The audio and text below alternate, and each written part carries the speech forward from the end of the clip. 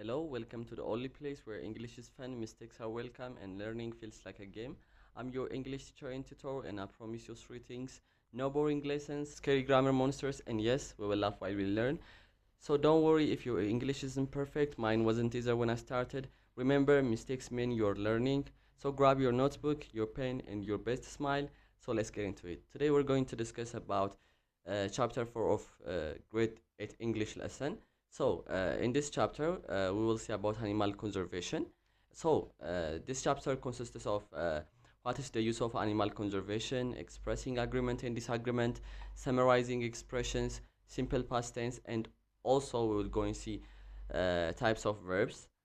So let's start by the first chapter of the first part of this chapter, which is what is the use of animal conservation. So what does animal conservation mean? Animal conservation ምንድን ነው የሚለውን እኔ first. So animal conservation የምንለው it means protecting animals and their habitats so that they don't disappear from earth forever. አኒማሎችን ፕሮቴክት አኒማሎችና የእነሱን እንትን ፕሮቴክት በማድረግ ላይክ ምድር ላይ ከዚህ ምድር እንዳይጠፉ ቴክኒክሊ ማድረግ ነው ማለት ነው አኒማል ኮንዘርቬሽን ማለት ሰው እንስሳቶችን በደንብ መጠበቅ መቻል ማለት ነው በሌላ ቋንቋ so imagine waking up one day and no lions no elephants no birds even no dogs and cats አስቡት ምን ሊሰማችሁ እንደሚችል አይደለ ከቤታችሁ ሁሉንም እንስሳቶች ስታጡ ውሻችሁን ወይ ድመታችሁን ወይም ደግሞ ላይክ ምንም አይነት እንስሳት እዚህ ዓለም ላይ ባይኖር imagine that would be a very quiet and sad planet አይደለ so that's what technically it means so why is animal conservation is important የሚለውን እኔ ለምንድነው animal conservation important ነው የሚለውን so የመጀመሪያው keeps balance in nature አይደለ የኔቸራችንን ባላንስ ይጠብቅ እንላለን every animal has a job ሁሉም አኒማሎች የራሳቸው ድርሻ አላቸው አይደለ so አሁን ለምሳሌ bees pollinate plants አይደለ pollinate ያደርጋሉ ንቦች ከንብ ደግሞ ምን እናገኛለን ማር እናገኛለን አይደለ ማር ደግሞ ለማን ጠቃሚ ነው ለሰው ልጅ ይጠቅማል አይደለ ስለምንመገበው and also wolves control their population አይደለ wolves ካሉ ነው deer population የሚኖረው አይደለ እና ደግሞ birds eat insects አይደለ ወፎች ምንድነው የሚመገቡት ኢንሴክቶችን አይደለ ሰው ሁሉም የራሳቸው ኔቸር ላይ የራሳቸው የሆነ ሮል አላቸው so to keep balance in nature ይጠቅማሉ if one animal disappears nature become confused እና like a football team missing its goalkeeper አይደለ አሁን አንድ ፉትቦል ቲም በረኛ ከሌለው ላይክ ምንም ጥቅም የለውም ሁሉም እየሄደን የሚያገባበት ሰው በጣም ባላንስድ አይሆንም ማለት ነው ሶ ሁለተኛ ለምን ይጠቅማል protects food chains አይደለ example of a food chain አሁን ለእናይ ብንል grass አለ deer አለ lion አለ deer grass ነው የሚበላው አይደለ እና ደግሞ lion ደግሞ ማንን ይበላዋል deerውን ይበላዋል ስለዚህ food chain በጣም circular የሆነ ነገር ነው ስለዚህ ከአንዱ ወደ አንዱ ስለሚቀጥል food chain protect ያደርጋል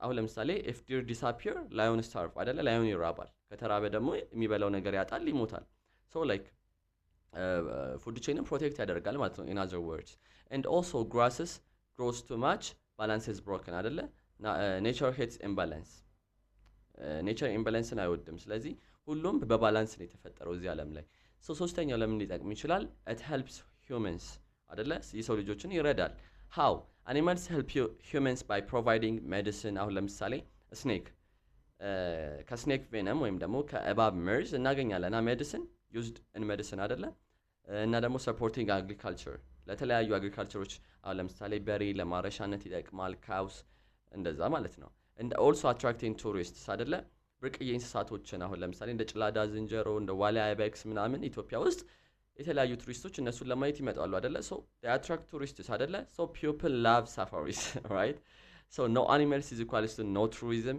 and also it equals to sad economy so technically it help humans ማለት ነው ሁለተኛው part of this chapter will be expressing agreement and disagreement we already discussed in the last chapters what agreement and disagreement means so how to express agreement and disagreement የምንለው ነው this is how we show whether we support or oppose an idea ስለሆነ አይዲያ ወይም ደግሞ ሐሳብ መስማማታችንና ወይም ደግሞ አለመስማማታችንን የምንገልጽበት as I told you before so let's see expressing agreement it's used when you think yes I think the same ስትሉ ወይም ደግሞ ያ በቃ በሱ ነገር እስማማለሁ ስትሉ የምትጠቀሙት ኤክስፕሬሽን ማለት ነው so እስኪ እንያቸው አንድ ባን አሁን ለምሳሌ common expressionዎችን ለመስማማት የምትጠቀሟቸው I agree I agree ስትሉ እስማማለሁ እያላችሁ ነው። that's true እውነት ነው። መስማማታችሁን ይገልጻል። I totally agree ስትሉ መስማማታችሁን ይቀላል። exactly ስትሉ አሁን እሱ መስማማታችሁን ይገልጻል አይደለ? so አሁን ለምሳሌ you're right ከሆነ ሰው ጋር ያወራችሁ you're right ካላችሁ አዎ ትክክል ነህ እያላችሁ ነው አይደለ? ስለዚህ it expresses you agree with someone አይደለ? ስለዚህ these are the expression when we use when we think like we agree to something or like we agree with someone የምንጠቀማቸው ኤክስፕሬሽኖች ናቸው። ሶ እስኪ ሴንቴንስ ፎርም አድርገን እንያቸው ኤግዛምፕሎቹን። ሶ animals should be protected አለ የሆነ ፐርሰን። ከዛ ሁለተኛ ፐርሰን ምን አለ? I totally agree አለ። ወይም ደግሞ ፐርሰን ቢ I totally agree አለ። ያ እስማማለሁ እያለ ነው አይደለ? ከዛ ሁለተኛ ፐርሰን መልሶ ምን አለ? hunting harms wildlife አለ። ከዛ ሁለተኛው ፐርሰን ምን ይላል? that's true አዎ ትክክል ነው።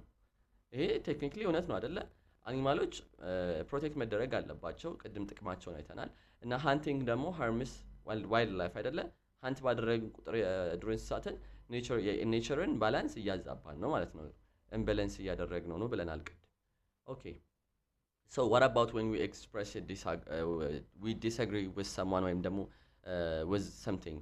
okay it's used when you think I don't think so በቃ አልስማማው like አይመስለኝም ስትሉ የምትጠቀሙት አይነት ሴንተንሶች ናቸው እነዚህ expressing disagreement።